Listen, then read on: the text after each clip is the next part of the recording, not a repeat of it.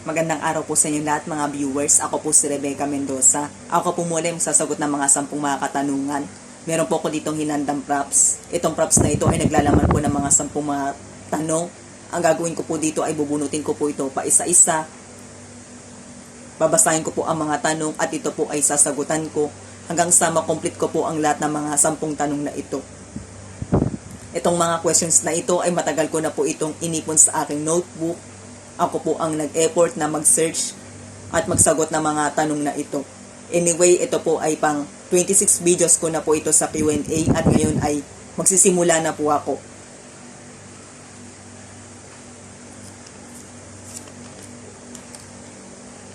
Posible bang maging positibo ang bunga ng pagsuko? Ito ay depende sa sitwasyon o pangyayari. Ito ay magiging positibo sa dalawang bagay. Una ay kapag meron kang nagawang kasalanan. Dahil kapag meron kang nagawang kasalanan, ay kailangan mo itong panagutan at pagbayaran para mas magtamo ka pa ng kapatawaran at para mas mabawasan ang iyong kasalanan. Pangalawa ay kapag hindi talaga para sa iyo ang iyong pangarap na ginugusto. Dahil merong kasabihan na kapag hindi ukol ay hindi bubukol.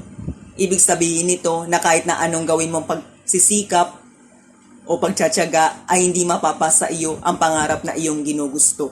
At sa ganitong pagkakataon ay kailangan mo na itong isuko para hindi ka rin mapagod sa wala. Pero kailangan ay piliin mo pa rin maghanap ng iba na para sa iyo.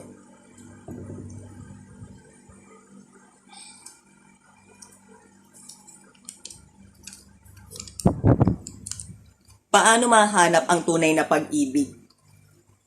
Para mahanap natin ang tunay na pag-ibig, una ay kailangan piliin muna natin mahalin ang ating sarili. Hindi ibig sabihin nito na tayo ay magiging makasarili o lagi natin pipiliin kung ano ang ating gusto, lalo na kung hindi ito umaayon sa tama at yung meron tayong ibang tao na masasaktan. Kundi ang ibig sabihin nito ay yung pipiliin natin pahalagahan yung ating pagkatao, yung ating kalusugan.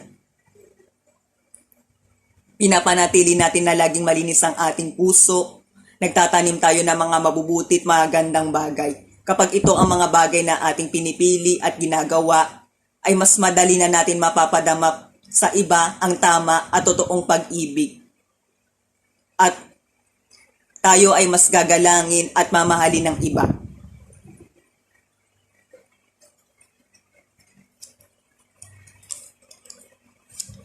Bakit hindi na lang gumawa ng maraming pera para lahat tayo ay mabigyan? Una, kasama sa batas ng buhay na ang lahat ng tao ay kailangan magtrabaho para siya ay mabuhay. Kaya kung gusto natin na tayong lahat ay magkapera, ay tayo mismo ang gagawa nito sa pamamagitan ng kahit na anong marangal na hanap buhay. Pangalawa, ang pera ay kailangan natin itong paghirapan para magkaroon ito ng totoong halaga. Para matutunan natin kung paano ito gagasusin ng tama, kung paano ito palalaguin, at higit sa lahat ay para mas matutunan natin ang maging masipag, maging masinop, at magpahalaga para sa kinabukasan.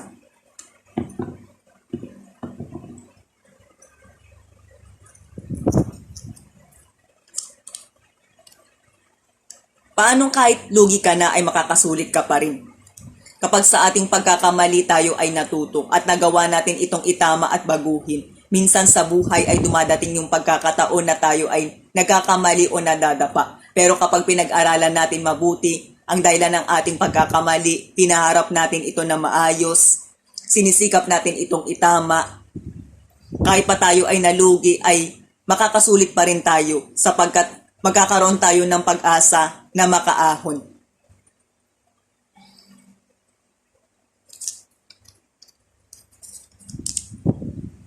Dapat bang tanggihan ang tulong na ibinibigay? Sa aking pananaw ay hindi maganda na tayo ay tumanggi sa tulong na ibinibigay sapagkat lahat tayo ay nangangailangan ng tulong para tayo ay patuloy na makaraos. At ang tulong ay isa rin yan sa karagdagang biyaya na dapat natin itong tinatanggap, pinapasalamatan, pinapahalagahan at ibinabahagi rin.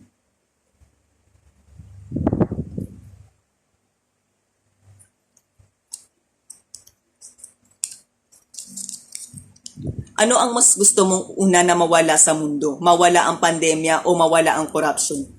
Ang mas una kong gusto na mawala dito sa mundo ay yung mawala ang korupsyon.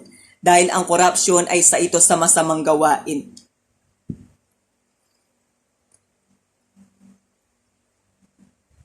At ang korupsyon ay ito ay nagbubunga ng kahirapan, ng hindi pagkapantay-pantay sa lipunan, at ang mas nagiging kawawa dito ay yung mga mahihirap.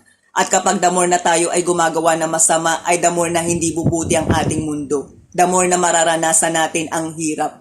Pero kapag ang bawat isa ay nagpapakatuwid, ay hindi gaanong dadanas ng hirap ang ating mundo. Pati na rin tayo, at sunod nito ay makakaahon din tayo sa pandemya.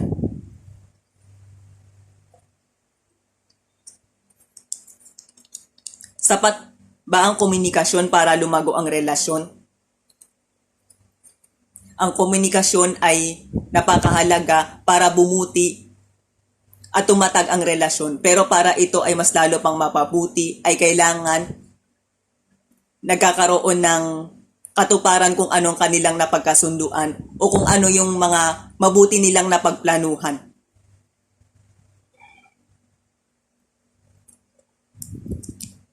Okay lang ba na magkaroon ng political dynasty sa ating bansa?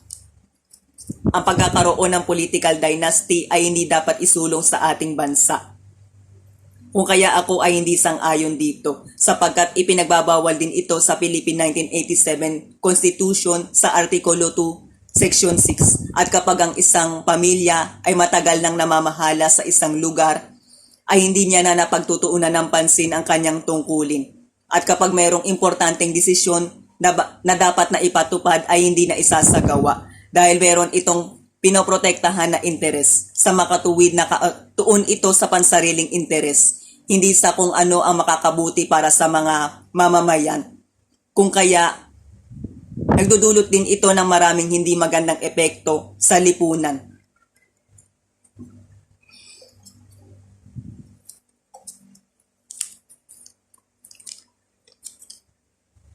Posible bang ma-enjoy ang buhay kung may kakapusan o karamdaman?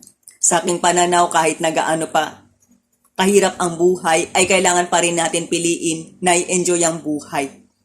Dahil kapag tayo ay mayroong problema, ay kailangan pa rin natin piliin na maging positibo para makamit pa rin natin ang magandang buhay na ating inaasam.